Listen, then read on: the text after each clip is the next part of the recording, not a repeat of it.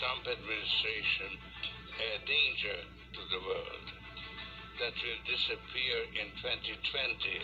What if I told you that Bill Gates, Greta Thunberg, Al Gore, George Soros, Prince Charles, and Cardinal Turkson were meeting in the mountains to plot a global new order to be established on the back of the COVID pandemic?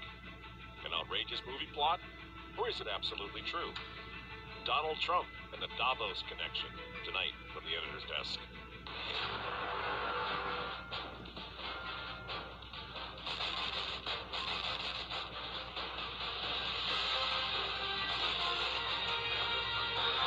Hello again, ladies and gentlemen. Michael Matt coming to you once again from the offices of the Remnant newspaper.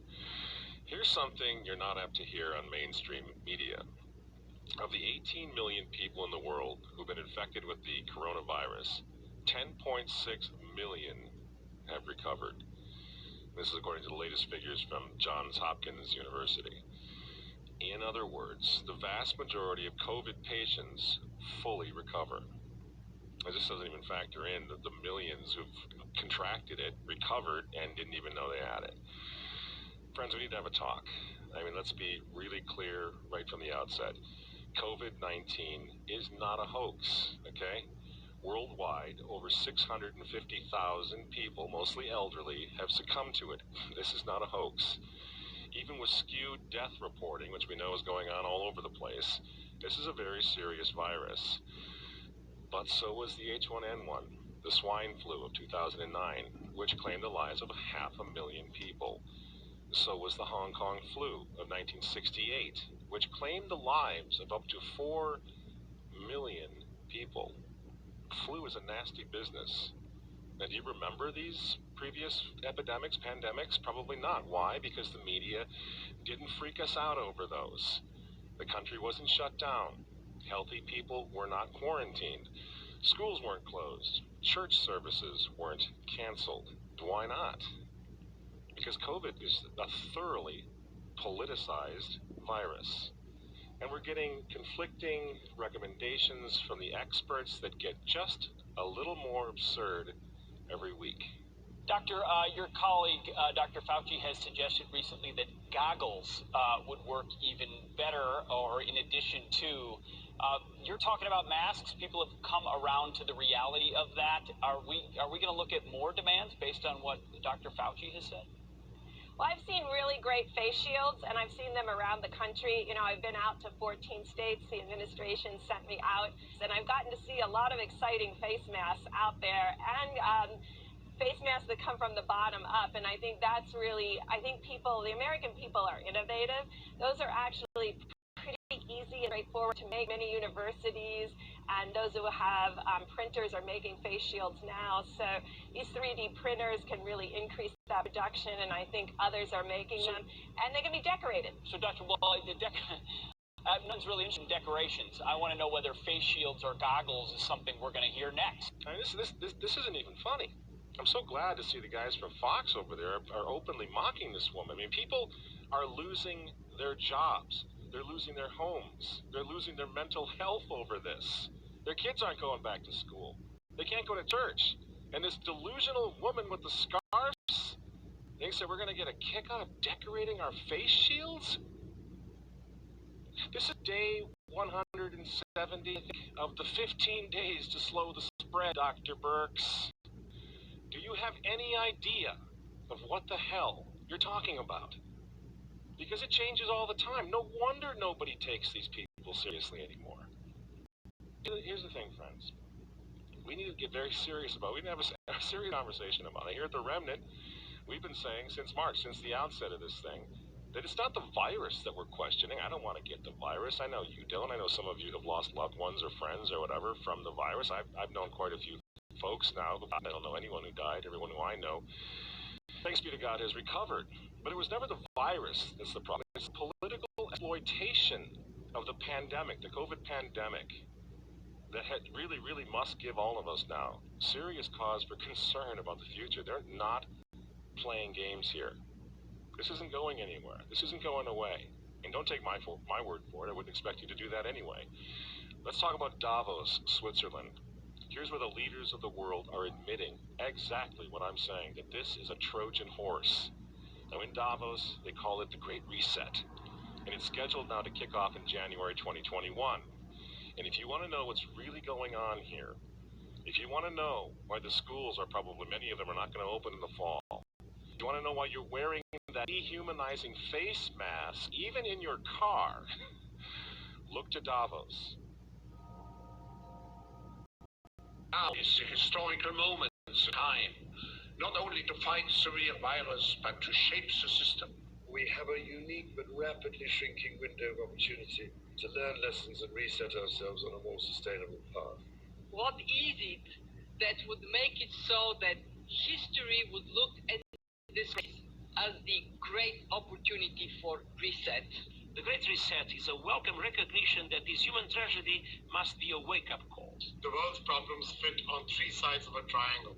It's one versus many, man versus nature, and the unfortunate foundation is long-term versus short-term. Any recovery stimulus should have green conditions attached to it. We have to change our economies dramatically in the next 20 or 30 years and the next 10 years. It's absolutely decisive. The recovery has to be greener than any of the previous recoveries. And then we need to couple that with new initiatives to equip more people with the digital skills they'll need. We have to live up to the expectations which we have created, and we will do so. On June 2nd, 2020, just a couple months ago, the founder now of the World Economic Forum in Davos, Klaus Schwab, wrote an article on their website in which he just comes right out with it. He says the COVID pandemic represents a, quote, rare but narrow window of opportunity to reflect, reimagine, and reset our world, end quote. Those aren't my words. Those are his words. The world must act jointly and swiftly, says Mr. Schwab, to, quote, revamp all aspects of our societies and economies, from education to social contracts and working conditions. Every country, from the United States to China, must participate, and every industry, from oil and gas to tech, must be transformed, end quote. And Mr. Schwab comes right out and admits that he can't do this without, you guessed it, Bill Gates. We are particularly committed to this initiative since the Forum has been at the origin in its annual meeting in Davos of the Global Fund, Gavi, and CEPI, together with the Gates Foundation and other founders of those crucial organizations, particularly today.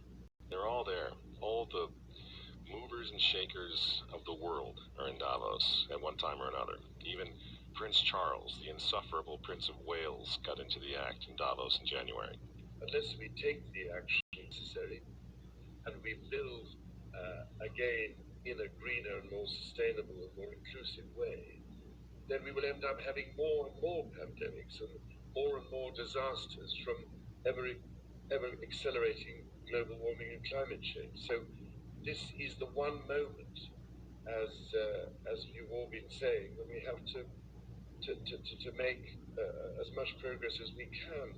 And of course, Antonio Guterres, the former Prime Minister of Portugal, is also a Catholic and is now serving as the Secretary General of the United Nations. He's in Davos, chiming as well. The Microsoft virus has closed down entire countries and economies. The Great Reset is a welcome recognition that this human tragedy must be a wake-up call. Rightly say, it is imperative that we reimagine, rebuild, redesign, reinvigorate, and rebalance our world.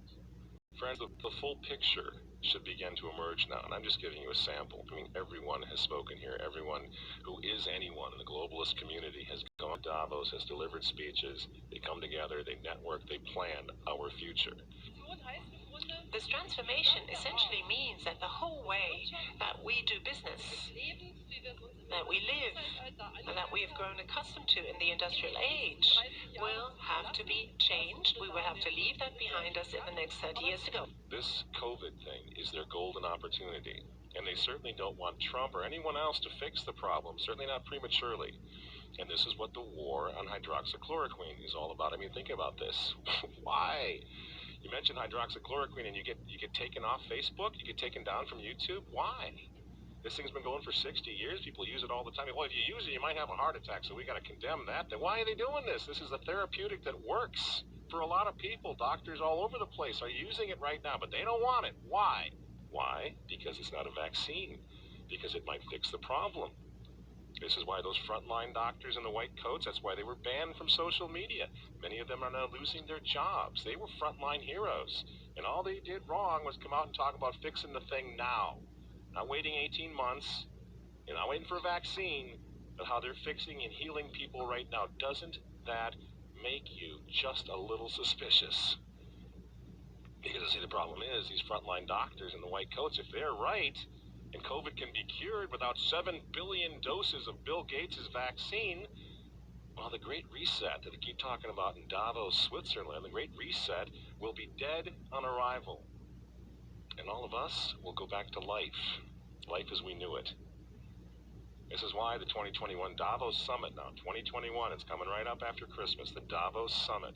And the Great Reset, they need President Joe the Catholic Biden to hand us, the United States, over to them if he wins this election. This is why they're trying so hard to take Donald Trump down. Biden is not a serious candidate. We can all agree on that, right? He's not serious. The poor fellow. He's in his dotage now. So what are they doing? They don't want a serious candidate. I'm not talking about on the right. I'm talking about on the left. They don't want someone who's going to be serious. Everyone with a pulse knows Joe Biden can't do this job. What's he doing there then? In my opinion, he's the personified monument to the U.S. presidency that the mob will tear down in January.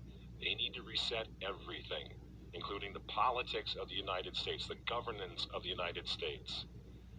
Besides that, old Joe the Catholic Biden has always been a New World Order guy. The affirmative task we have now is to actually create a new world order. And of course, friends, we hear a lot about the Green New Deal and all of that, right? We hear Francis with his Laudato Si encyclical and all of that. They're all working together, aren't they? The Davos 2021 Summit works closely with something called Climate Reality Project. And guess who runs that? The respected trustee of the World Economic Forum, Albert Gore. This crisis, the climate crisis, is way worse than people generally realize. Way worse. It is getting worse still way faster than people realize. The burden to act that is on the shoulders of the generation of people alive today is a challenge to our moral imagination. But this is Thermopylae. This is Agincourt. This is the Battle of the Bulge. This is Dunkirk. This is 9/11. We have to rise to this occasion. I can't believe this guy is still knocking around. It's unbelievable. It's like a spook, isn't it? It's Al again. I mean, and it's the same. And Davos brings them all in, all the ghouls from the globalist swamp. Our house is still on fire. Your inaction is fueling the flames by the hour.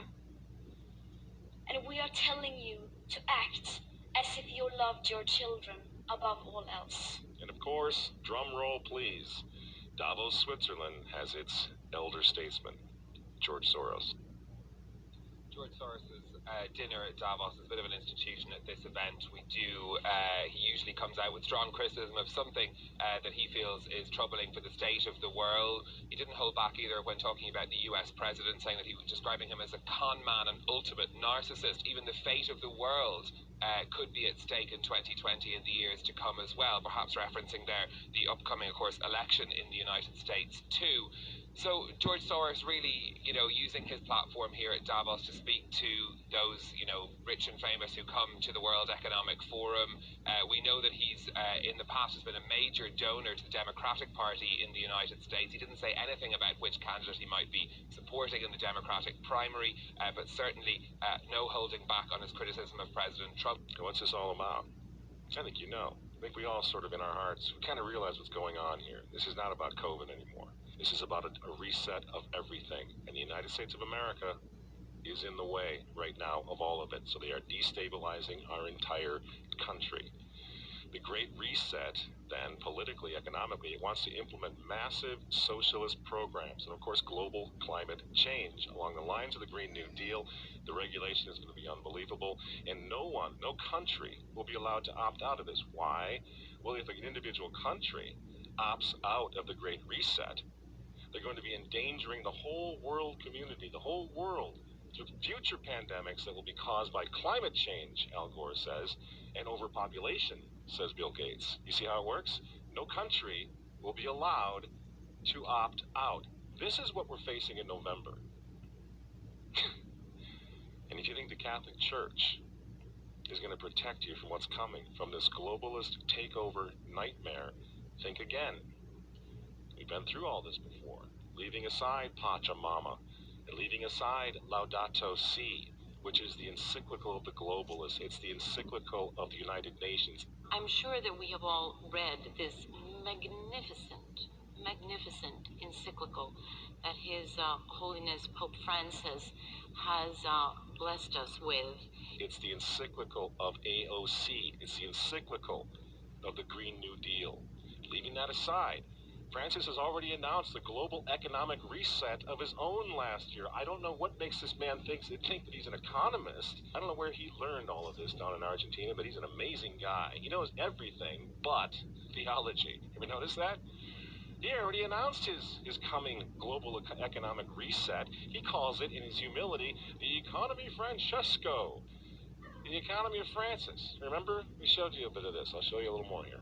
I will come for the economy of Francesco because we need a new economy, a new vision, and the teachings of Pope Francis in Laudato Si and other teachings help to give us the pathway to a better world. Isn't that something? Now, this was announced last year, mid-2019. It's almost as if Francis knew that the COVID pandemic and the resulting economic collapse were coming. I wonder how he knew that. Isn't that weird that he was already calling for an economic reset? Well, poor Francis, he couldn't make it out to Davos back in January when the big party happened, but he did send his representative, the globalist cardinal, Peter Turkson, in his place. Ladies and gentlemen, I'm pleased to welcome His Eminence Cardinal Turkson, Prefect of the Dicastery for Promoting Integral Human Development of the Vatican City-State, with a special message from His Holiness Pope Francis. Your Eminence, it is a pleasure to welcome you back to Davos. The stage is yours. This is to Professor Klaus Schwab, Executive Chairman of the World Economic Forum. As the World Economic Forum celebrates its 50th anniversary, I send greetings and prayerful good wishes to all taking part in this year's gathering. Everyone's in on the Great Reset. Well, almost everyone. There's one guy who's got the power to do something to stop it going. And they made a mistake. They tried to get Trump on their side, so they invited Donald Trump to Davos, I think a couple of times. But in January, when Donald Trump, I think, really began to see the beast that he was up against, he went to Davos, to the World Economic Forum, and he stuck a mega finger in their eye. We're committed to conserving the majesty of God's creation and the natural beauty of our world. But to embrace the possibilities of tomorrow, we must reject the perennial prophets of doom and their predictions of the apocalypse. These alarmists always demand the same thing: absolute power to dominate, transform, and control every aspect of our lives. We will never let radical socialists destroy our economy, wreck our country. 2 days after Donald Trump gave that speech, the 89-year-old leftist weirdo billionaire George Soros made an emergency intervention where, at Davos, once again, warning that the U.S. 2020 election will determine the, quote, fate of the whole world. Now, in the context of Davos, take a look at this one more time. This is a month after Donald Trump addressed Davos and stuck the MAGA finger in their face. Here's what Francis, the Vatican, and Jeffrey Sachs had to say in response. And it is a dangerous country right now. It will be absolutely dangerous if Trump wins re-election. Trump wins re-election. Trump wins re-election. Francis invited this guy to the Amazon Synod as an honored guest and advisor. He's also Bernie Sanders' advisor.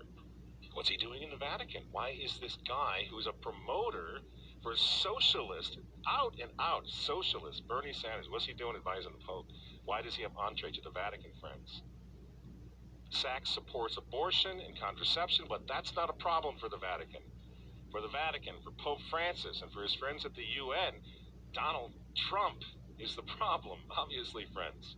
Clearly, I consider the Trump administration a danger to the world, but I regard it as a purely temporary phenomenon that will disappear in 2020.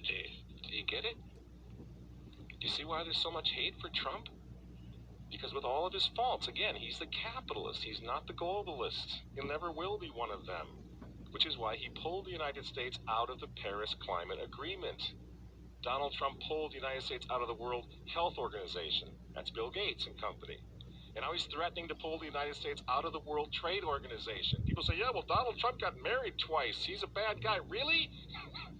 He's right in the face of the demons on this, friends. Nobody ever said he was a saint. He's knocking the sacred cows of the United Nations down all over the world right now. The General Assembly routinely votes 185 against the United States on almost everything right now. And you remember, speaking of the United Nations, in November of 2019, again, right before COVID landed, Trump went to the UN, on the floor of the General Assembly, and he declared war on globalism. Wise leaders always put the good of their own people and their own country first. The future does not belong to globalists. The future belongs to patriots. And shortly after the speech at the UN, Donald Trump delivered, what do you think happened? The coronavirus was unleashed on the world, and Trump's booming U.S. economy went on life support. Do you think that was an accident? So when they tell you, when they tell all of us to stay home, wear your mask so grandma doesn't get sick, please understand what's really going on here. They don't care about your grandmother. They don't care about old people, these people. They don't care about babies. They want them aborted so that they can save the common home. Abort babies, millions of them all over the world. They don't care about babies. They don't care about old people. In fact, if you want to save your grandma, tell the globalists to stay the hell away from her. You remember how some of them, like Cuomo and characters like this, were running COVID recovering patients through nursing homes? That's how much they care about grandma. And the name of the game now is to bring the United States economy to its knees, get it out of the way, so that everyone will want the Great Reset. Make the new normal so intolerably abnormal that even you and I, maybe, at some point in the near future, will be begging for the vaccines because we'll be driven crazy by that point. Begging for whatever else is going to keep us safe according to our jailers and our handlers and our zookeepers. You see? That's what they want. That's why they keep using this term, new normal. You know what we do to fight back? Go to work. Go back to school. If you're healthy, take off the mask. And for heaven's sake, go back to church and pray that Trump wins in November. That's what the reset was on. That's what the Russia hoax was all about. That's what the impeachment hoax was all about. Don't you see? For 4 years, we've been trying to stop this man because if he strengthens America, if he makes it great again, if he brings the economy back again, the reset won't happen. The New World Order is going to be set way back. Who knows when they're going to have another COVID opportunity like this one again, and they know it. So ask yourselves why they hate this man. These folks, these men, they hate God. They hate the unborn. They hate the traditional family. They hate you. And they hate Donald Trump. Whose political opponents, by the way, right now are knocking statues of saints to the ground. They're beating up cops. And they're burning flags. You say you don't like Trump. I'm sorry, friends, but who cares? That doesn't really matter anymore. But you think of Trump's personality or his tweets. Look at the big picture. The choice is simple, friends. stand with America right now, or fall with the New World Order in the not-so-distant future. There's no other choice.